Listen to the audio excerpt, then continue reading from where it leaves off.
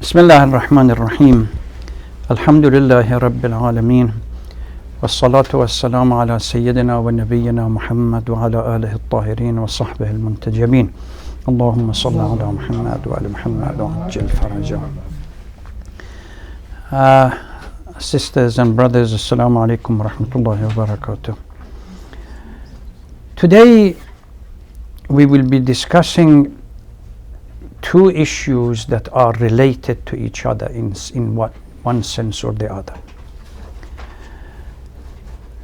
First, one topic was presented about a brief intro into the life of Fatima al-Zahra salamun alayha, and secondly, one surah. Since the surah that I was going to discuss was Surah Kawther, I thought it was an opportune topic as well, in a sense that life of Fatima al-Zahra and also the Surah Al-Kawthar is somehow related to each other. The literature and analysis of the life of Fatima al-Zahra should be divided into two broad categories, or the approach to the interrogation of these literature should be divided into two broad categories. Number one, what I call it classical. The classical approach to the assessment and analysis of the literature primarily rests on a hadith, few verses in the Holy Quran, about biographical approach to her life, her birth date, the controversy about whether she was born after the Ba'tha or before the Ba'tha, little bit about her early life, because like others, the early history of Islam suffers with a little bit of detail, not much anecdotal information about the life of individuals. Fatima al-Zahra is no exception. So we have very little information about her early life. Then migration to Medina, marriage, then again silence, the children, then the controversy after the departure of the Holy Prophet with Saqifa and what happened to her, and then departure and martyrdom. That's it. There is a debate as to her life being, whether it is, depending on the starting point. If we consider there is here a difference between Shia and Sunnis regarding the birth date, the Shia considers it to be after the death of Prophet Muhammad's second son from Khadija, and which was around second or third after Ba'tha, and the Sunni historians puts it 3 or 4 years before Ba'tha. So that small controversy exists. With regard to early life, whether we consider it to be the after, Shia considers the birth to be after Mi'raj, which is around the 5th year after Hijrah.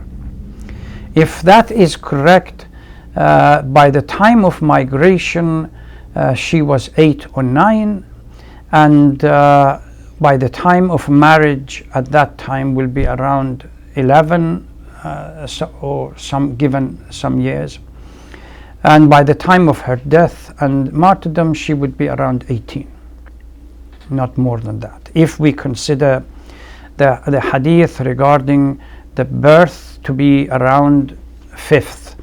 If earlier, then probably few years extra. What happened during her early life, and if we consider it to be, according to the Sunni historians, 5 years before Ba'tha, then naturally add few years to her life at the time of her departure, makes it probably around 22, 23.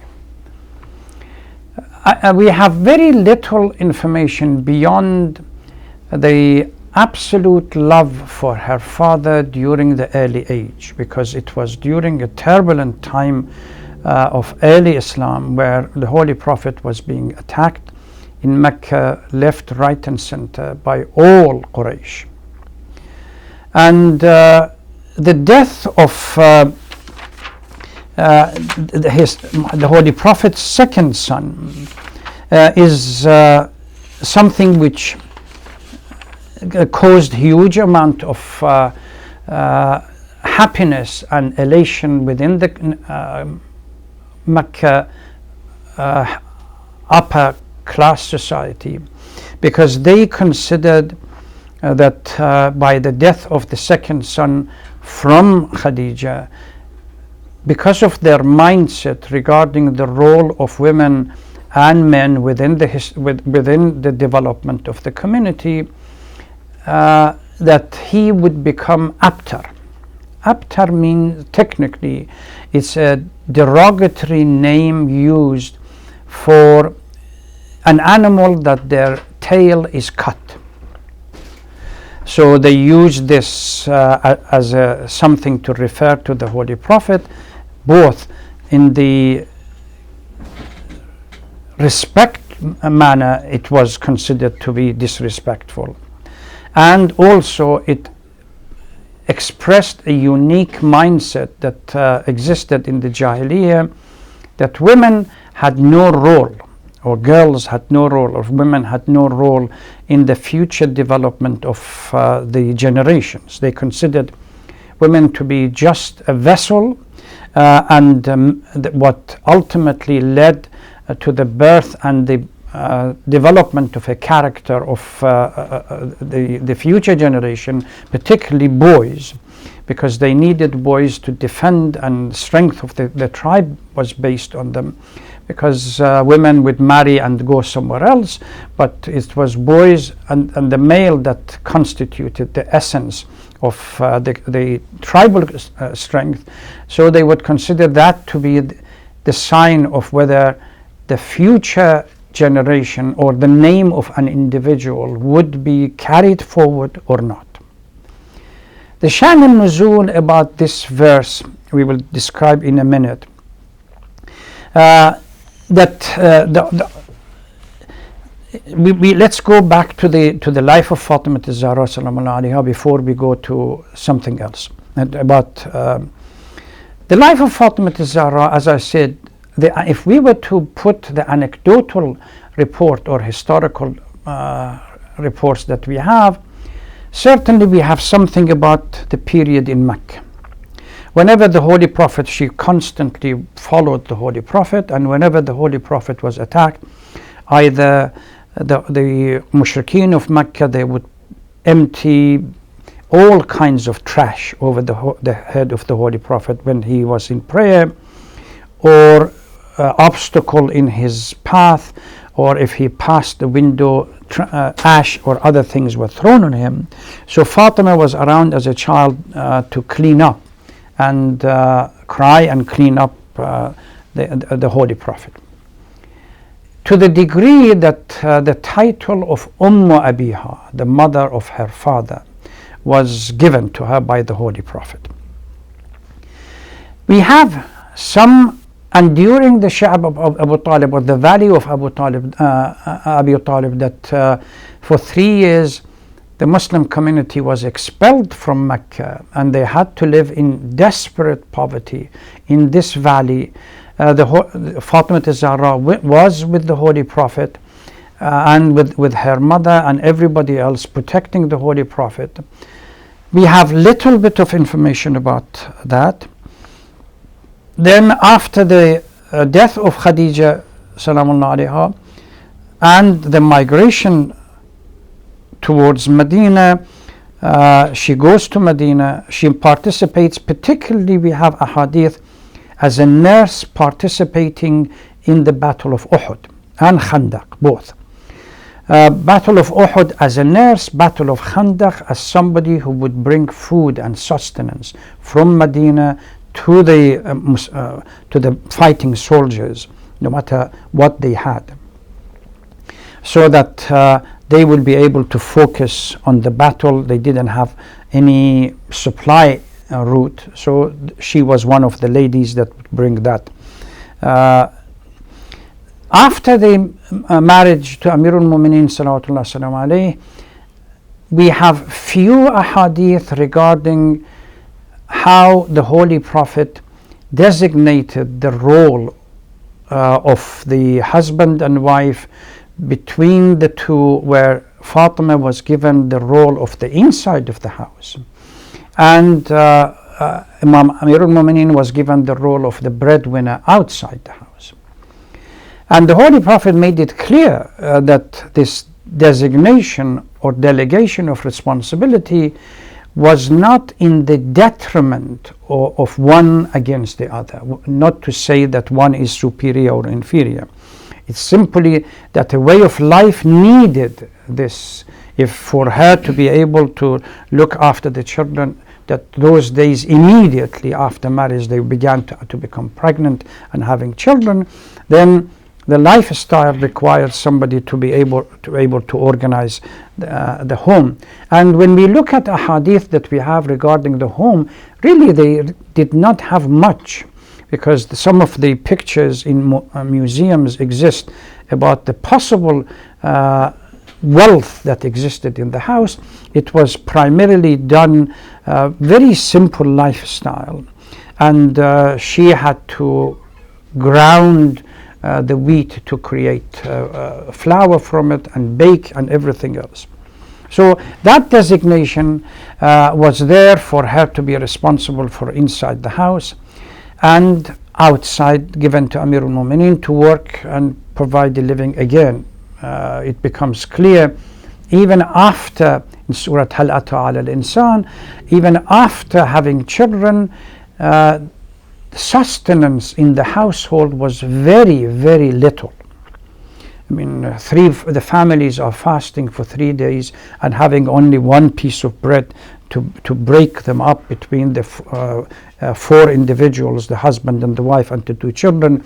And when somebody calls at the door, then they give that piece of bread to that poor needy and so on, and they left with breaking the fast with water and nothing else. So even the work outside of the house, which primarily was Amir al-Mu'mineen would become a laborer by going and watering the plants and so on for other people to be able to get something. They didn't have much. So this issue of the delegation, what wasn't that the Amir al-Mu'mineen was able to have a huge amount of income to sustain the family, because the family did not have much, and they lived on a very simple lifestyle. There is a hadith from the Holy Prophet that they say somebody came and gave a silver necklace to Fatima al-Zahra as a present. And the Holy Prophet came to visit the family and saw this silver necklace, and somehow was taken back. Fatima detected that her father did not like the idea of this silver necklace, so she immediately took that out and gave it to Salman Farsi to go and sell it and divide the money between the poor and the needy within Medina. So the simple lifestyle.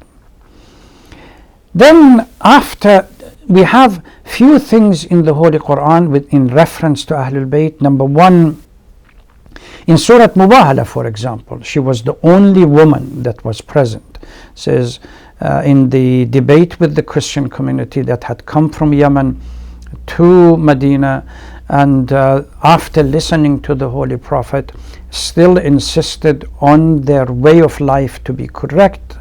The Holy Prophet said, well, in that case, commanded by Allah, let's go through some kind of a mubahala, a challenge in which we ask Allah subhanahu wa ta'ala to curse, to send the wrath to the group that are on false. They are false. And a day was organized, and that day the Archbishop of Yemen that was with the group came and took his position, and with the Christians around waiting to see who would come representing Islam. when they saw that the Holy Prophet came with only a small entourage, so to speak, it was himself, Ali, Fatima, and Hassan and Hussein. These are the only 5 with him. He asked, who are these individuals? They said, one is his son-in-law that he calls his brother, the other one is his daughter, the other one are the 2 grandchildren. He said, no mubahala. They said, why? He said, if he was not assured of his victory, he would not, literally, to put it in a metaphorical language, would not bet on everything dear in his life for it. We are not going to go through. And they agreed to some kind of a jizya to the Holy Prophet and went back to Yemen. So she was the only woman present during the mubahala. As far as, again, how many children she had, we certainly know about Imam Hassan, Imam Hussein, Zainab, and Muhsin, which was led, the incident after Saqifa led to the child being destroyed, or the fetus being destroyed because of the pressure on her behind the door. So there is another name being mentioned in the as the daughter of Amir al-Mu'mineen, Kulthum. It's debatable. We don't have ample proof that there was an Kulthum. Historians claim Kulthum was a title given to Sayyida Zainab Salamullah alayha later on, and there has been some kind of a confusion as to that Kulthum being another daughter of the holy marriage, Amir al-Mu'mineen and Fatima az-Zahra. Then comes the death of the Holy Prophet and the incident of Saqifa, and that short period between what I call the uprising of Fatima az-Zahra salamullah alayha against the established order, and the challenge in Masjid al-Nabi, and the famous Khutbatul Fadakiyya, which is, I strongly recommend, go and read it. One of the most eloquent speech that that Fatima az-Zahra gave in Masjid al-Nabi, challenging the established order, particularly the interpretation of the inheritance law that Abu Bakr was claiming that he had heard the hadith from the Holy Prophet, that that we prophets, we never leave anything as inheritance. Whatever we leave, it's sadaqah, or for the sake of the Muslim community. There's a huge debate regarding the correctness of this, that first of all, Fadak was not an inheritance. Fadak was given to Fatima az-Zahra after it was captured during Khaybar's period, and so on. We don't want to enter into that debate for the time being, but there is a book by Marhum Shahid Sadr, Al-Fadak fil Islam. It's a small booklet that's available on alislam.org. It was Arabic but translated into English. Those who are interested, they can read it. But looks at historical. Sayyid Murtada al-Askari, for example, has an article in his book Ma'alim al-Madrasatain regarding the story of Fadak that you can look at. Both Farsi and Arabic and other books are available regarding the issue of Fadak. What we are left with as what we call intellectual inheritance from Fatima az-Zahra, the Shia community are familiar with Tasbih Fatima az-Zahra after each prayer, which is 34 times Allahu Akbar, 33 times Alhamdulillah, and 33 times Subhanallah. This is called Tasbih Fatima az-Zahra, highly recommended after each prayer. We also have a book by Fatima az-Zahra called Mashaf Fatima. Mashaf Fatima, unfortunately, has been misinterpreted by a number of Sunni scholars. They think that Shia, by the name given to this book as Mashaf, which literally Arabically means a book, they interpreted as Mashaf means another version of the Holy Quran. This is why they say Shias have a different Quran than the rest of the Muslim community. It was a book of ahadith primarily that she narrated from the Holy Prophet. The author, the writer, the scribe is Amir al-Mu'mineen. These ahadith contain both spiritual commentaries on some of the verses in the Holy Quran that the Holy Prophet had told her, and few other dhikr and so on that compiled, and Amir al-Mu'mineen wrote it, compiled, and the book remained in the hand of Ahlul Bayt, transformed from one Imam to another. And they say that that copy is now with the Imam, our living Imam, until he comes back. Most of the literature, this is part of the classical approach to literature about the life of Fatima al-Zahra, are about manaqib and looking at her fada'il and the elevated status in the Muslim community, and rests primarily on looking at ahadith from the Holy Prophet that indicates about the unique characteristics of Fatima al-Zahra, and also some about biographical lifestyle, trying to link anecdotal events that we have, pieces from here, pieces from there, and try to connect to each other and create some kind of a lifestyle, a better picture of a lifestyle. The contemporary approach to Fatima al-Zahra differs from the classical approach. First of all, this contemporary approach, they divide them into what we call mystical or spirituality, part of liberative nature of Fatima al-Zahra, and they focus on the fact that she stood up to the male-orientated structure that existed after the Holy Prophet and challenged them, both their interpretation and the interpretation of the Holy Book, as well as the power structure, political, etc. And also the support for Imam, that how she's understood, and she supported the Imam of her time, which was Amir al-Mu'mineen salawatullah salam alayhi. Contemporary Muslim feminists, now they are moving towards looking at the life of Fatima al-Zahra and Zainab salamullah alayha as a best source of what we call Muslim feminists, and few other female characters, as the best source of female role model for the feminist movement, that would create a role model for them without having to go to the Western style and Western understanding of feminism.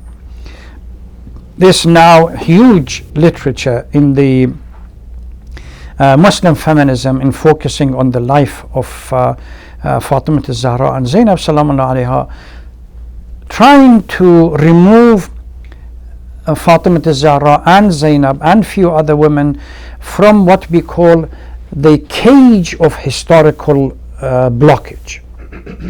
Instead of keeping the whole thing in the 1400 years ago and say that this was the life of Fatima al-Zahra, no relevance to the contemporary period, which if you remember some weeks ago I mentioned about some seminars that existed in Ottawa, that was organized in Ottawa by the Hoja community many years ago when I was in Canada, and a sister stood up criticizing the speakers about Fatima al-Zahra, criticizing the speakers that Fatima al-Zahra that you are being presenting to us and other characters are irrelevant to our life. These are simply historical figures that you keep emphasizing 1400 years ago. What kind of things, what kind of role, or what kind of guidance they can provide for us in the contemporary challenges that we have to deal with.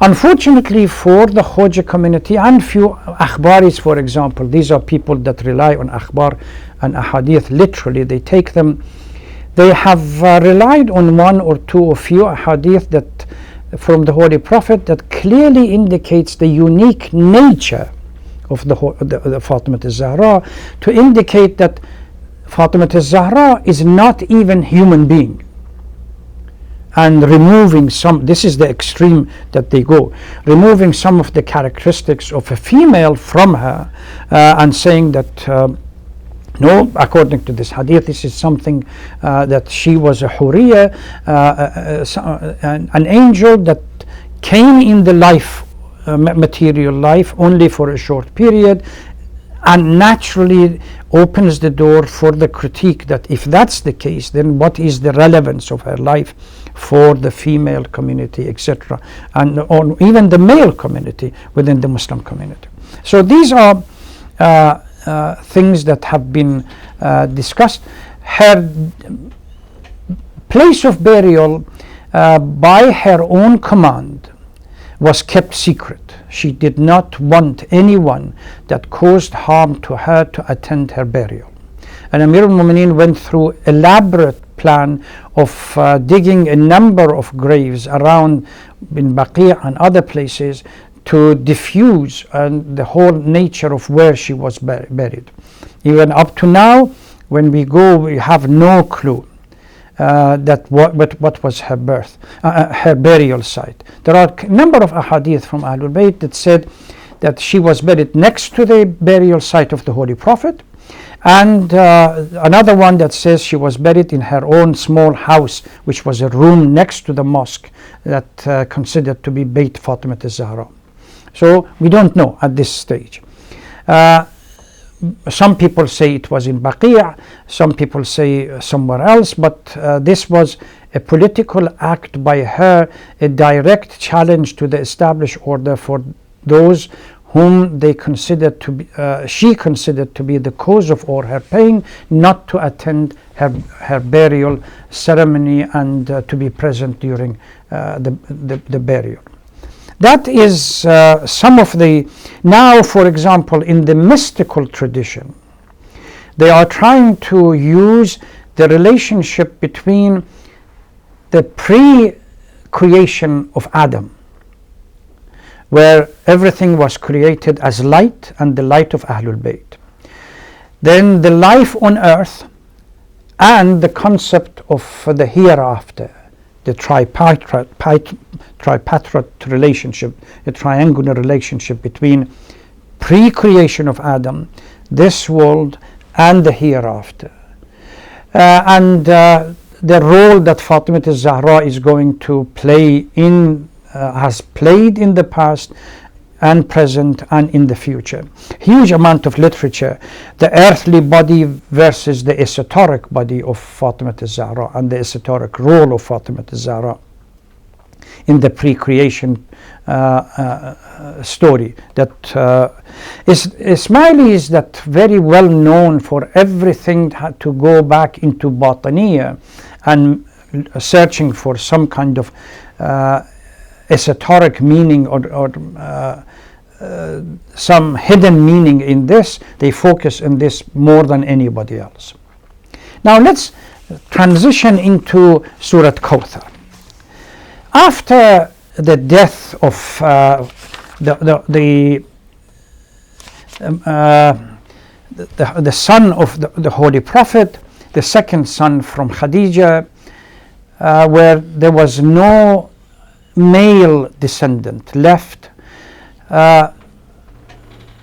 As ibn Wa'il, one of the leader of the mushrikeen of the time, coined this label against the Holy Prophet that he is abtar. That means he has no descendant that would carry his name. And the mushrikeen used that repeatedly as a title for the Holy Prophet, that called him abtar. Surah Al-Kawthar was revealed. It's the shortest surah in the Holy Quran, 3 verses, 3 verses. Bismillah ar-Rahman ar-Rahim. أعوذ بالله من الشيطان اللعين الرجيم إنا أعطيناك الكوثر. We gave you Kawthar. There is a huge debate. Fakhr al-Razi, one of the grand mufassirin of the commentators of Quran, lists 15 possible meaning for Kawthar. Whether it is something to do with the hereafter, whether it means simply we gave you ample blessing, whether it was reference to some kind of victories in the future for the Holy Prophet, whether it specifically relates to some kind of a pond on the Day of Judgment that the Holy Prophet stands on it and deals with the Ummah. These are all, if you look at the commentaries that there is, particularly the study Quran, it talks about some of these various interpretations that exist. And both in Farsi and Arabic tafsirs, these commentaries are there. Then comes فَصَلِّ لِرَبِّكَ وَانْحَرْ. For all these blessings, specific or general, that we have granted you, pray, worship to Allah subhanahu wa ta'ala, and do nahr. Again, there is another debate between the commentators as exactly what is the concept of nahr here.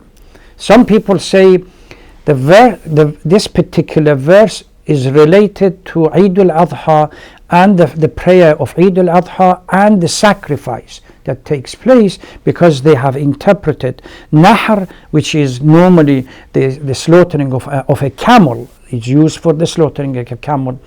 It normally done during Eid al-Adha. Inna shani'aka huwa al-abtar. The person who has enmity and dislike of you, or they are your enemy, they are the one that ultimately they have no descendant, or nobody will be left from them. And technically we have these days, while the people related somehow to Ahlul Bayt and ultimately to the Holy Prophet are numerous and spread all over the world. Both within the Shia community and the Sunni community, there are those who consider themselves from the kings of Morocco. They consider themselves from descendant of the Holy Prophet, and Malik Hussein of Jordan, Sharif Hussein, they consider themselves to be there. There are a number of Sharifs and Sadats within the Sunni community in Pakistan, India, and far beyond. That I went to Indonesia for a lecture in 1998, where the Shia community decided at the time to come out and publicly, because the old tyrant was dead, or at least removed from power, and the Shia community had the opportunity to express themselves that we still exist. I was surprised to see a number of Sunni Muslims that they consider themselves to be part of Hashimi and Sadat of Hashimi, but within the Sunni community in Indonesia, present within the conference. So it's all over the world. But yet, hardly anyone from Bani Umayyah, or even Amr ibn As, As ibn Wa'il, that coined this title, or some of the mushrikeen, etc., no name to be seen from them. Even their graves are not to be seen. So, inna shani'aka huwa al-abtar. The same, it uses the same title that they gave to the Holy Prophet, by saying that, reversing it, that it is for themselves. So, nahr ultimately, Marhum Shaykh Mutahari has a unique approach by looking at some ahadith, and says that nahr here does not mean the slaughtering of animal on the day of Eid al-Adha. It means lift your arm. Again, ahadith, we have them. For the beginning of the prayer, lift your arm towards your ears, and that word, the nahr, means the back of your hand to face the behind you, and the front of your hand to face forward. This is in Arabic language is also called nahr. So when you offer your prayer for Takbirat al-Ihram, lift your hand close to your ear, and Urafah, they say, by doing so, if you really focus on your prayer, what you are doing, what you are saying or expressing, you are leaving the world, the material world behind, and focusing on facing Allah subhanahu wa ta'ala. Again, within the literature of Urafah, there is these concepts. So Surah Al-Kawthar is somehow given to Fatima al-Zahra salamun alayha because of a number of interpretation that Kawther, the name of the hawd or the pond, is the same, and she will be over there. Kawthar as a source of blessing when it comes to descendant. Fatima al-Zahra is the one, or general blessing and mercy of Allah on the Holy Prophet. And since it mentions Abtar, and it was given to the Holy Prophet when the last son from Khadija died, is a rejection of that kind of mindset, that you can only, your descendant can only be continued with the male rather than female. This debate exists between Imam Musa ibn Ja'far and Harun al-Rashid, that Harun al-Rashid was trying to say that the descendant of the Holy Prophet from her daughter Fatima al-Zahra is not a true descendant to the Holy Prophet, using this concept, the mentals. We are the male part of Bani al-Abbas, so we are the right heir to this. Please spend some time reading it and the commentary, and if you have any question, inshallah, we would deal with it. I would like to stop here and then we continue.